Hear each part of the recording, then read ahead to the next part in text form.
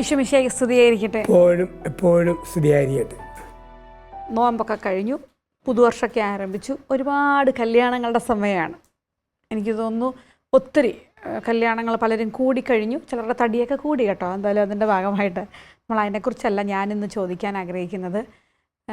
മാതാപിതാക്കൾ എന്ന നിലയിൽ മക്കളുടെ വിവാഹം നടക്കുമ്പം അവർക്ക് കൊടുക്കേണ്ട ചില ഗൈഡൻസിനെ കുറിച്ചാണ് എനിക്കിന്ന് അച്ഛനോട് ചോദിക്കാനുള്ളത്. നമുക്കറിയാം, ശിഷ്യന്മാരെ ഈശോ അയച്ചപ്പോൾ തന്നെ പല പല കാര്യങ്ങൾ പറഞ്ഞാണ് അയച്ചത്.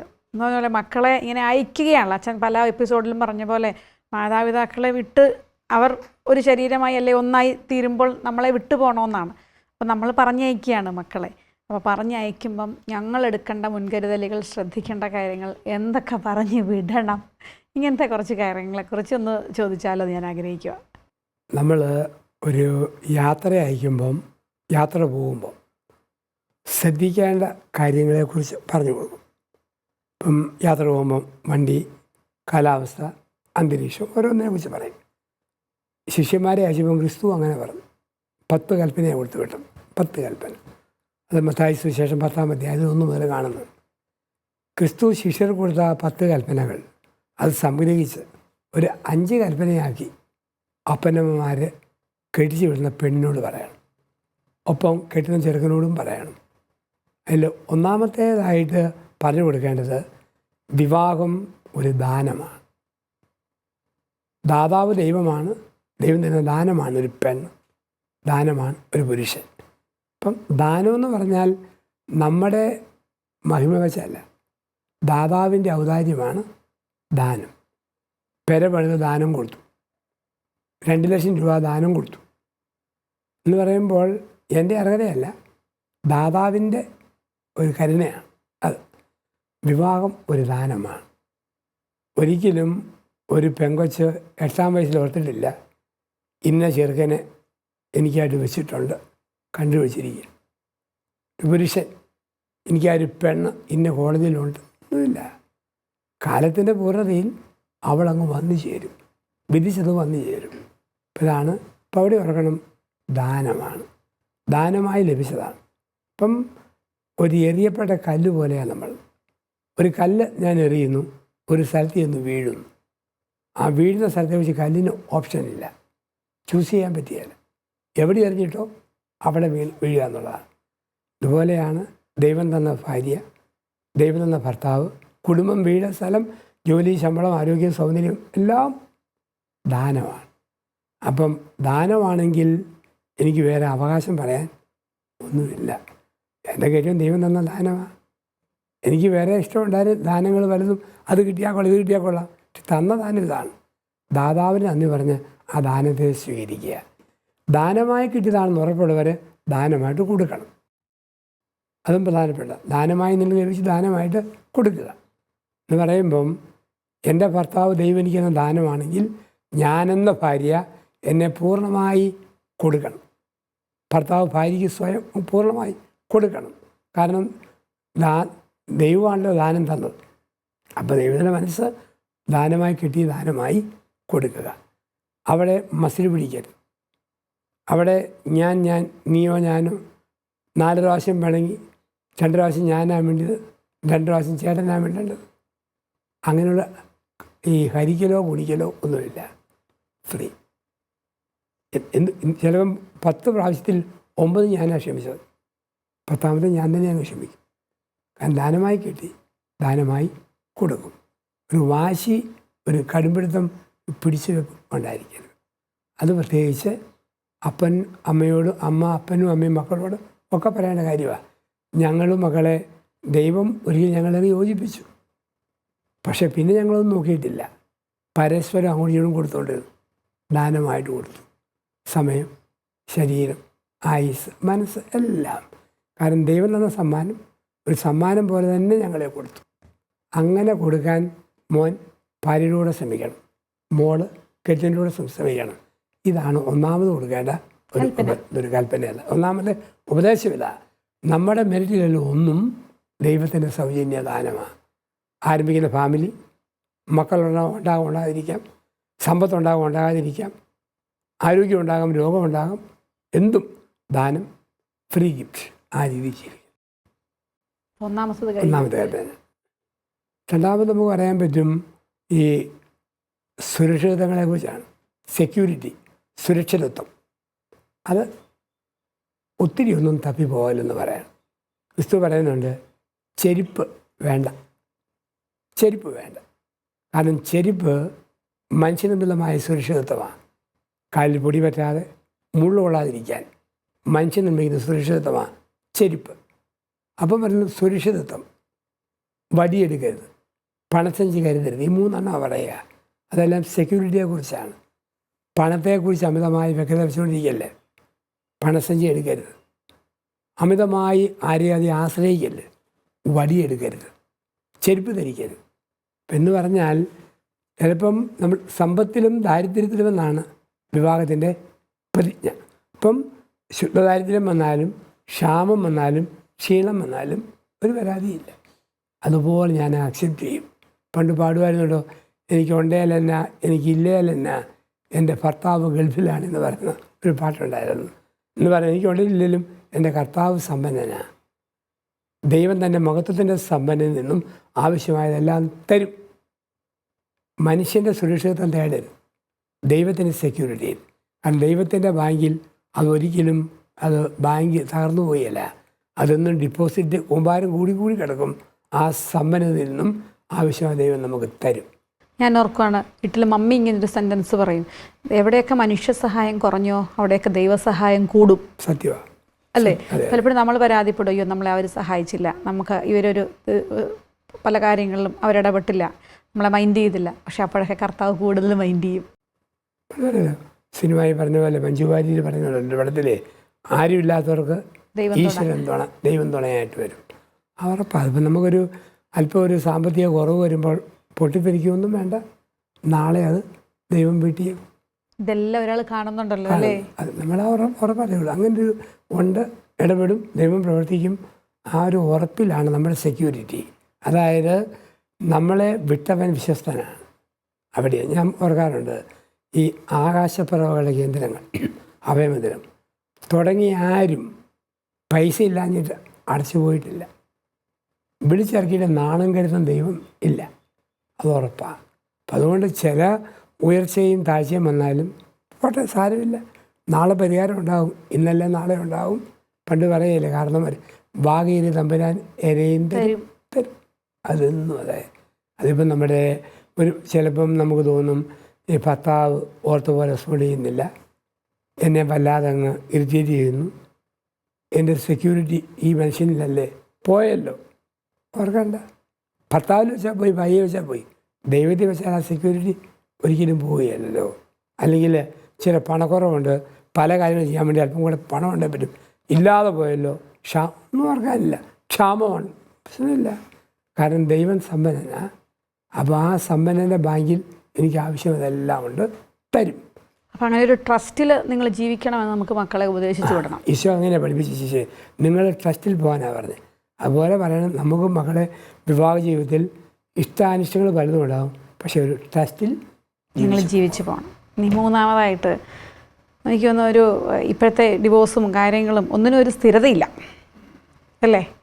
അത് കർത്താവ് പറഞ്ഞൊരു വാക്കുണ്ട്, നിങ്ങൾ ഒരു ഗ്രാമത്തിൽ പ്രവേശിക്കുമ്പോൾ അവിടെ വിട്ട് പോകുന്നവരെ ആ വീട്ടിൽ തന്നെ താമസിക്കാം. അതാണ് സ്ഥിരത. വിട്ടുപോകുന്നവർ അവിടെ തന്നെ ആയിരിക്കണമെന്ന് പറയുന്നത് സ്ഥിരത. ഇത് എല്ലാത്തിനും ഉണ്ട്. അച്ഛനോട് പറയും, പൗരോഹിത്യം സ്വീകരിച്ചു, പട്ടം കിട്ടി, പൗരോഹിത്യത്തിൽ സ്ഥിരതയോടെ നിൽക്കണം. സിസ്റ്ററിനോട് പറയും, സന്യാസത്തിൽ സ്ഥിരതയോടെ നിൽക്കണം. കല്യാണത്തിലും പറയും സ്ഥിരതയോടെ നിൽക്കണം. അതുകൊണ്ടാണ് തമാശയായിട്ട് പറയുന്നത്, കെട്ടിച്ചു വിടുന്ന പെണ്ണിനോടും വണ്ടിയിൽ കയറുന്ന യാത്രക്കാരനോടും ഗൾഫിൽ പോകുന്ന ആളോടും പറയണം. എന്നോട് ചോദിക്കുക ചോദ്യം, പലതവണ ഞാനിത് കേട്ട് കഴിഞ്ഞു, ഞാൻ വേണ്ട ഉത്തരം പറയാൻ. പിടിച്ചു നിൽക്കണം. ഇത് സത്യമാണ്. അതാണ് സ്ഥിരത. പിടിച്ചു നിൽപ്പാണ് സ്ഥിരത. ചിലപ്പോൾ ഇഷ്ടാനിഷ്ടങ്ങൾ പലതും ഉണ്ടാകും. അങ്ങനെ ഉണ്ടാകുമ്പോഴും അതിന് നടുവിൽ പിടിച്ചു നിൽക്കണം. എന്തു വന്നാലും തകരാതെ പിടിച്ചു നിൽക്കണം. ഇപ്പോൾ ഒരു കൊച്ചു ഇഷ്ടക്കാർ വരുമ്പോഴത്തേനോ മറ്റേ കെട്ടിയോണ്ട് ഇങ്ങനെ താൻ ഇങ്ങനെയായി പോയല്ലോ, കമ്പാരിസൺ നടത്തരുത്. അവരുടെ കൂടെ ആയിരുന്നെങ്കിൽ ഭാഗ്യം, എൻ്റെ കൂടെ ആയത് എൻ്റെ ഗതികേട് ഒന്നുമില്ല. സ്ഥിരത. ആരെ കിട്ടിയോ കിട്ടിയ ആളുടെ കൂടെ മരണം വരെ സ്ഥിരതയിൽ നിൽക്കുക. ചിലരുണ്ട് ഈ പെട്ടെന്നായി സ്ഥിരത മാറും. കല്യാണം കഴിച്ചപ്പോൾ എയോട് ഇഷ്ടം, 1 മാസം കഴിഞ്ഞ് ബിയോട് ഇഷ്ടം, 2 മാസം കഴിഞ്ഞ് സിയോട് ഇഷ്ടം, ഒരു 3-4 മാസം കഴിഞ്ഞ് ABCDയോട് മൊത്തം ഇഷ്ടം. പിന്നെ ഭയങ്കര കൺഫ്യൂഷനാണ്. പിന്നെ പാട്ടൊക്കെ പാടും, കൺഫ്യൂഷൻ തീർക്കണമേ, അതിൻ്റെ ഒരാവശ്യമില്ല. കറക്റ്റ് ആറ്റിറ്റ്യൂഡ്, സ്ഥിരത. ഇനി കല്യാണത്തിന് മുമ്പ് ഒരുപാട് പെണ്ണുങ്ങളെ നോക്കി, ഇനി നോക്കാൻ വേണ്ടി ദൈവം എനിക്ക് ഒരാളെ തന്നു, മതി. ഒത്തിരി പുരുഷന്മാരെ നോക്കി, പക്ഷെ എനിക്കിനി നോക്കാൻ ഒരാളുണ്ട്, അത് മതി. ഇതാണ് സ്ഥിരത. പരാതിയും പരിഭവമൊന്നുമില്ല. ആയിരിക്കുന്നിടത്ത് സ്ഥിരതയായിട്ട് ഉറച്ച് ഈ കെട്ടിയവൻ മതി, ഈ ഭാര്യ മതി, ഈ മക്കൾ മതി എന്ന് പറയുന്ന ഒരു സ്റ്റെബിലിറ്റി, അത് വിവാഹത്തിൽ വളരെ പ്രധാനപ്പെട്ടത്. അങ്ങനെ വന്നാൽ ഉണ്ടാകുന്ന ഒരു വലിയ ഗിഫ്റ്റാണല്ലോ സമാധാനം. അത് വളരെ പ്രധാനപ്പെട്ടത്. കാരണം കർത്താവ് പറയുന്നുണ്ട്, സമാധാന സ്ഥാപകർ ഭാഗ്യവാന്മാർ, അവർ ദൈവമക്കളെന്ന് വിളിക്കപ്പെടും. സമാധാന സ്ഥാപകർ. കർത്താവ് പറഞ്ഞില്ല സമാധാനം ഉള്ളവർ ഭാഗ്യവാന്മാർ, ഇല്ല, സമാധാനം സ്ഥാപിക്കുന്നവർ ഭാഗ്യവാന്മാർ. ഇവിടെയാണ് കുടുംബത്തിൽ ഭർത്താവിൻ്റെ മനസ്സിന് സമാധാനം കിട്ടുന്ന വാക്ക് ഭാര്യ കണ്ടുപിടിക്കണം. ഭാര്യയുടെ മനസ്സിന് സമാധാനം കിട്ടുന്ന വാക്ക് ഭർത്താവ് കണ്ടുപിടിക്കണം. ഒരിക്കലും മനസമാധാനക്കേട് വരുത്തരുത്. അല്ലേ, ഒരു സ്റ്റേറ്റ്മെന്റ് ഉണ്ടല്ലോ, സമാധാനം തരില്ല അല്ലേ? പറയും എൻ്റെ മനുഷ്യ, ഒരു സമാധാനമില്ല. പണി നടക്കണമെങ്കിൽ സമാധാനം വേണം കേട്ടോ. കെട്ടിയാൻ പറയല്ലേ, നീ കലവലാന്ന് പറയുമ്പോഴത്തേക്ക് ഒരു സമാധാനം. ഈ പിള്ളേരുടെ ശബ്ദം എന്തൊരു സമാധാനക്കേടാ. നമുക്കൊരു സമാധാനം ആഗ്രഹിക്കുന്നുണ്ട്, ഒരു മെൻ്റൽ പീസ്. അത് തകർക്കുന്നതുണ്ടാകരുത്. ജോലി കഴിഞ്ഞ് ഭർത്താവ് വരുമ്പോഴേ അമ്മയുടെയും പെങ്ങളുടെയും കുറ്റവാ ഇവിടെ പറയുന്നെങ്കിൽ ഇവിടെ തകർക്കുന്നത് സമാധാനം. എപ്പോഴും ഭാര്യയുടെ ആങ്ങളമാരുടെയും അമ്മയുടെയും അപ്പൻ്റെയും കുറ്റം പറഞ്ഞോ ഭർത്താവ് തകർക്കുന്നതും സമാധാനം. എപ്പോഴും മാതാപിതാക്കളോട് അത് വേണം, ഇത് വേണം, അതുപോരാ, ഇതുപോരാ എന്ന് പറയുമ്പോഴും സമാധാനമാണ് തകരുക. അപ്പോൾ ജീവിതത്തിൽ സമാധാനം സ്ഥാപിക്കാൻ എന്തെല്ലാം ചെയ്യാൻ പറ്റുമോ അവിടെയെല്ലാം സമാധാന സ്ഥാപനത്തിൻ്റെ മനുഷ്യരായിട്ട് മാറണം. ഒരു തീരുമാനമെടുക്കണം, ഞാൻ മൂലം ആരുടെയും സമാധാനം കളയുകയില്ല. അങ്ങനത്തുള്ള വാക്കുമില്ല, നോട്ടമില്ല, ആക്ഷനില്ല, ഒന്നുമില്ല. എൻ്റെ ആക്ഷനും എൻ്റെ പെരുമാറ്റവും എല്ലാം മനസ്സമാധാനം കൊടുക്കാനുള്ള ഒന്നാണ്. ആ രീതിയിൽ നമുക്ക് സമാധാനം സ്ഥാപിക്കുന്ന മനുഷ്യരായിട്ട് മാറും. അപ്പോൾ നമ്മൾ കുറേ കാര്യങ്ങൾ പറഞ്ഞു. അതുപോലെ തന്നെ ഈശോ ശിഷ്യന്മാരോട് പറഞ്ഞിട്ടുള്ള വേറൊരു കാര്യമാണ്, നിങ്ങൾ സർപ്പത്തെ പോലെ വിവേകികളും പ്രാവുകളെ പോലെ നിഷ്കളങ്കരുമായിരിക്കാതെ. ഇതിനകത്ത് 2 കാര്യങ്ങളുണ്ട്. എനിക്ക് തോന്നുന്നു ഈ 2 കാര്യങ്ങളും കുടുംബജീവിതത്തിൽ നമ്മളിപ്പോൾ ഒരു വീട്ടിലേക്ക് കല്യാണം കഴിച്ചു വിടുമ്പോഴോ അല്ലെങ്കിൽ കല്യാണം നടക്കുമ്പം ആണായാലും പെണ്ണായാലും ഇതെങ്ങനെ ശ്രദ്ധിക്കാമെന്നുള്ളതാണ്. അതെ, നമ്മുടെ ഈ നിഷ്കളങ്കതയിൽ എല്ലാം വെട്ടി വിളിച്ച് കെട്ടിയോട് പറയാൻ പാടില്ല. ഭർത്താവ് അറിയുന്നതുകൊണ്ട് ഒരു ഗുണമുണ്ടാകുകയില്ലെങ്കിൽ ആ കാര്യം മിണ്ടാതിരിക്കുക. പ്രത്യേകിച്ചും പഴയ ബന്ധങ്ങൾ. നമ്മളോടൊപ്പം വിഴുങ്ങുക, നമുക്കൊപ്പം അത് കല്ലറയിൽ പൂട്ടപ്പെടുക. അതേ സമയത്ത് ഒരു കാര്യം ഷെയർ ചെയ്താൽ ആ നന്മയിൽ വരുന്നതാണോ അത് നമ്മൾ ഷെയർ ചെയ്യണം. അത് വളർച്ചയ്ക്ക് സഹായമാവും. ഇപ്പം കഴിഞ്ഞ കാലങ്ങളിലെ ചില ബന്ധങ്ങൾ ഒരുപക്ഷെ ഞാൻ പറഞ്ഞാൽ എൻ്റെ ഭർത്താവിന് കോപം വരുന്ന, മുറിപ്പെടുത്തുന്ന, സംശയം വളരാൻ സാധ്യതകളാണെങ്കിൽ പ്രശ്നമാണ്. നമ്മൾ കാണുന്നുണ്ട് ഒരു സിനിമയ്ക്കകത്ത്, ആ സിനിമയ്ക്ക് ദൃശ്യം എന്ന സിനിമയാണ്. അതിനകത്ത് മീന മോഹൻലാലിൻ്റെ ഭാര്യയാണ്. പക്ഷേ മീന ഒരു സ്നേഹബന്ധുവിൽ വേറെ ചിലൊക്കെ ശല്യപ്പെടുന്ന കാര്യമൊക്കെ അങ്ങോട്ട് തുറന്നു പറയും. ഇവിടെ തന്നെ ആ ശല്യത്തിലൊക്കെ കേട്ടു വഴങ്ങി നിന്ന് പോയി മോഹൻലാൽ പിണങ്ങുന്ന സമയത്ത്. ഇപ്പം വലിയ കാര്യം, പക്ഷേ അത് കഴിഞ്ഞപ്പോഴത്തേക്ക് മോഹൻലാലിൻ്റെ റിയാക്ഷൻ കാണും. എല്ലാവരും ഇടിക്കാനും അടിക്കാനും ഒക്കെ ഓടും. അപ്പം അതുകൊണ്ടാണ് ഈ മുറിപ്പെടുത്തുന്ന ഇഷ്യൂ ആക്കുന്ന ചില സംഭവങ്ങൾ ഒരിക്കലും നമ്മൾ ഷെയർ ചെയ്യേണ്ട. അത് നമുക്കൊപ്പം അങ്ങ് തീർന്നു പോയാൽ മതി. അപ്പം അത് ബന്ധങ്ങളുടെ തലങ്ങളിൽ നമ്മൾ പ്രത്യേകം ശ്രദ്ധിക്കണം. അവിടെയാണ് പറയുന്നത് വിവേകം എന്ന് പറയുന്ന ഒന്നുണ്ട്. അത് പാവിൻ്റെ നിഷ്കളങ്കതയായിരിക്കും തുറന്നു പറയുക. പക്ഷേ അതുപോലെ തന്നെ നിഷ്കളങ്കത ഉള്ളപ്പോഴും ഒരു സർപ്പത്തിൻ്റെ വിവേകം വേണം. എന്താ സർപ്പത്തിൻ്റെ വിവേകം? അപകട വഴികളെ അത് തിരിച്ചറിഞ്ഞ് എഴഞ്ഞു മാറിപ്പോകും. അത് പ്രത്യേകിച്ച് അത് ശ്രദ്ധിച്ചെടുക്കും. അപകട വഴിയാണോ അത് എഴഞ്ഞെഴഞ്ഞ് മാറിപ്പോവും. ഇതുപോലെ നമുക്കൊരു വിവേകമെന്ന് പറയുന്നത് തിന്മയുടെ വഴികൾ, അപകട വഴികൾ അറിഞ്ഞോ അതിൽ വീഴരുത്, അത് മാറിപ്പോണം. ഉദാഹരണം, ഭർത്താവുമായിട്ട് ഞാനെന്ന ഭാര്യയ്ക്കൊരു പിണക്കം, ഭാര്യയുമായി ഞാനെന്ന ഭർത്താവിന് ഒരു പിണക്കം. അങ്ങനെ പിണങ്ങിയിരിക്കുമ്പോഴാണ് പിശാച് കടന്നു വരുന്നത്. പറയും, ഊത്ത കയറി നോക്കി വലയെറിയുന്നവരുണ്ട് എന്ന് പറഞ്ഞതുപോലെ ഈ ചെകുത്താൻ അവസരം നോക്കി വലയെറിയും. അപ്പം അങ്ങനെ വരുമ്പോഴാണ് ഈ ഓൾഡ് കോളേജ് ഫ്രണ്ട്സിൻ്റെ ഒരു ഗെറ്റ് ടുഗദർ ചെന്നു. ഭാര്യയോട് പിണക്കമുള്ളവനാ. അവിടെ ചെന്ന് കഴിഞ്ഞപ്പോൾ ഇവൻ്റെ അതേ ബാച്ചിൽപ്പെട്ട ഒരുത്തി കെട്ടുവിനോട് പിണങ്ങി നിൽക്കുക. പിന്നെ ഇവർ തമ്മിൽ ഒരു പുതിയ ബന്ധം ബിൽഡപ്പ് ചെയ്യും. അവിടെയാണ് സർപ്പത്തിൻ്റെ വിവേകം വേണം. നല്ല ദാമ്പത്യത്തിൽ ഫ്രീ ആയ ദമ്പതികൾക്ക് ആരോടും മിണ്ടാം, ആരോടെയും വർത്തമാനം പറയാൻ പോകാം, അപകടം വരില്ല. പക്ഷെ ഇങ്ങനെ ഉള്ളിടത്തോ ഇത് വിപത്തിലേക്ക് നമ്മളെ നയിക്കും. അത് സ്ത്രീയും ശ്രദ്ധിക്കണം, പുരുഷനും ശ്രദ്ധിക്കണം. അപ്പം അവിടെ സർപ്പത്തിന് വിവേകം വേണം, പ്രാവിന് നിഷ്കളങ്കതയും വേണം. ഭർത്താവിന് തോന്നണം, ഇവളെല്ലാം പറയണം, ഉള്ളിൻ്റെ ഉള്ളിൽ കള്ളവുമില്ല, ഉള്ളു ശുദ്ധമാണ്. അങ്ങനെ ബോധ്യം വന്നാൽ പിന്നെ ചെറിയ തെറ്റ് പറ്റിയാലും ഉൾക്കൊള്ളാൻ പറ്റും. ഭർത്താവ് ഉള്ളിൽ കള്ളമില്ലെന്ന് ഭാര്യയ്ക്ക് ബോധ്യപ്പെട്ടാൽ അവൻ എന്തെല്ലാം വന്നാലും ഭാര്യയ്ക്കത് ക്ഷമിക്കാനും ഉൾക്കൊള്ളാനും ഒക്കെ അവൾക്കും പറ്റും. അപ്പം അതൊരു പരസ്പര ഒരു ധാരണയിലേക്ക് വരും. അപ്പം അവിടെ നമ്മൾ വിവേകത്തോടെ പറയുക, പക്ഷേ നിഷ്കളങ്കതയോടെ നമ്മൾ ജീവിക്കുക. ഇത് രണ്ടും ഒരു തുട്ടിന് ഒരു വശത്ത് 10 രൂപ എന്നും മറുവശത്ത് അശോകസ്തംഭമുണ്ട്. രണ്ടു വശത്തും അശോകസ്തംഭമായാൽ നാണയത്തിന് വിലയില്ല. രണ്ടും വേണം. ഈ തുകയും വേണം, ഇതും വേണം. അതുപോലെ നിഷ്കളങ്കതയും വേണം, വിവേകവും വേണം. ഇത് രണ്ടും കൂടി ആകുമ്പോഴാണ് വിവാഹത്തിൻ്റെ വിജയം എന്നൊക്കെ നമ്മൾ പറയുക. എനിക്ക് തോന്നുന്നു ചിലപ്പം ഈ ഭാര്യയ്ക്ക് ഭയങ്കര നിഷ്കളങ്കതയായിട്ട് എല്ലാ പൊട്ടത്തരവും വിളിച്ചു പോകുന്ന ടൈപ്പാണെങ്കിൽ ഭർത്താവ് വളരെ അലേർട്ടായിരിക്കും, നേരെ തിരിച്ചുമായിരിക്കും. ഇത് രണ്ടും രണ്ടായിട്ട് കർത്താവ് കൊടുക്കുന്നത് കാണാറുണ്ട്. ശരിയല്ലേ? ഒരാൾക്ക് വിവേകം, ഒരാൾക്ക് നിഷ്കളങ്കത, എന്നാലേ അതങ്ങൊരു ഭംഗിയായി പോകുള്ളെന്ന് പറഞ്ഞല്ലേ. വിവേകമൊക്കെ ഓർത്തോടുകൂടി പെരുമാറുന്നവർ അത്ര നിഷ്കളങ്കരായി അങ്ങനെ നിൽക്കില്ല, ഒരാകെ അലേർട്ടായിരിക്കും, മൊത്തത്തിലൊരു ഗൗരവം. അപ്പോൾ ഈ നിഷ്കളങ്കർക്ക് നേരെ തിരിച്ചുമായിരിക്കുമല്ലോ. അതുകൊണ്ടാണ് നമ്മൾ പറയുന്ന വാക്കേ തൂക്കി അളക്കുന്നവരും തൂക്കി പിടിക്കുന്നവരുമാണ് അവരെ നമ്മൾ ശ്രദ്ധിക്കണം. പറയുന്ന വാക്ക്, അതിൻ്റെ വാക്ക് വെച്ച് തൂക്കുന്നവരും അളക്കുന്നവരുമാണ് അവരെ നമ്മൾ ശ്രദ്ധിക്കണം എപ്പോഴും. അതേസമയത്ത് ഒന്നുമില്ല, പറഞ്ഞ പോലെ തീർന്നു, അങ്ങനെയാണോ, പിന്നെ അളക്കാനും തൂക്കാനും ഇല്ല. നമുക്ക് വിശ്വാസത്തോടെ മുമ്പോട്ട് കൊണ്ടുപോകാനായിട്ട് നമുക്ക് സാധിക്കും. അത് വിവാഹത്തിൽ എപ്പോഴും വിവാഹ സന്ദേശം കൊടുക്കുമ്പോഴൊക്കെ പല ഇങ്ങനെയുള്ള സന്ദേശങ്ങളാണല്ലോ. ശ്രദ്ധാപൂർവ്വം ജീവിക്കേണ്ടതിൻ്റെ ആവശ്യവും ഇല്ലേ വരുന്ന പാളിച്ചകളും. നമ്മൾ ഇതൊരു ഗ്ലാസ്സിൽ ഒരു ഗ്ലാസ് വെള്ളം തരിക വക്ക് വരെ, എന്നിട്ട് പറയുകയാണ് ഇത് തുളുമ്പാതെ നടക്കണം ഒരു രൗണ്ട് ചുറ്റി എന്ന് പറഞ്ഞാൽ വേറെ ഒന്നും പിന്നെ ഓർക്കുകയല്ല. ഇത് തുളുമ്പാതിരിക്കാൻ മാത്രമേ ശ്രദ്ധിക്കുകയുള്ളൂ. പിന്നെ ദൈവമോ ഒരു വകയെക്കുറിച്ച് ചിന്തിക്കുകയല്ല, ഇത് തുളുമ്പാതെ സൂക്ഷിക്കണം. ഇതുപോലെയാണ് വിവാഹം.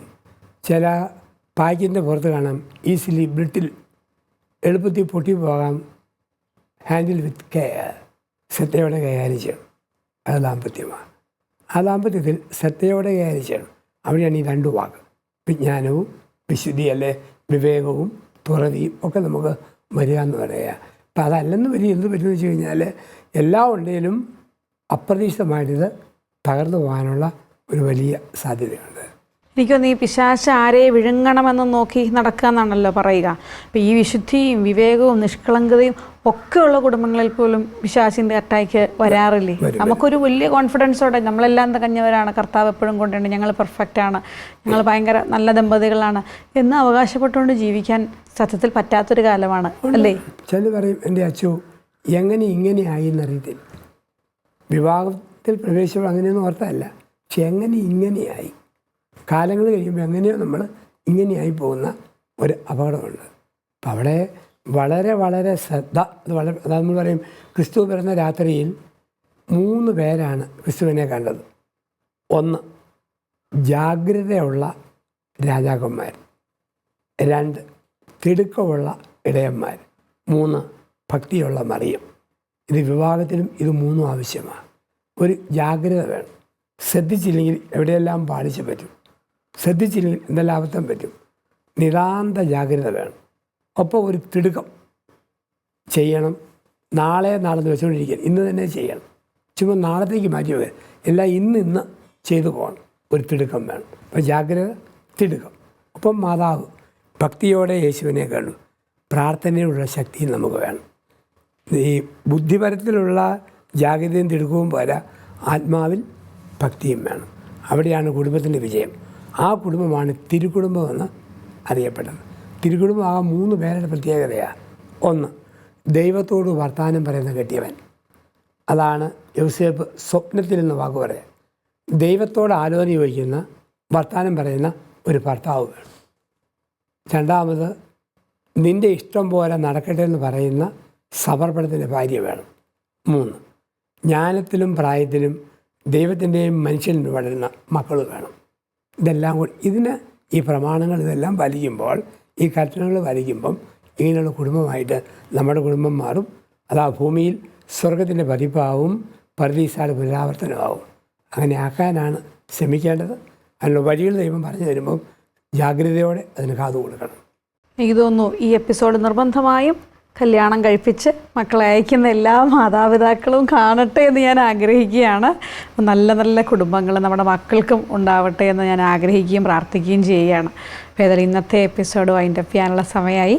താങ്ക് യു അച്ഛാ. Thank you very much. Thank you.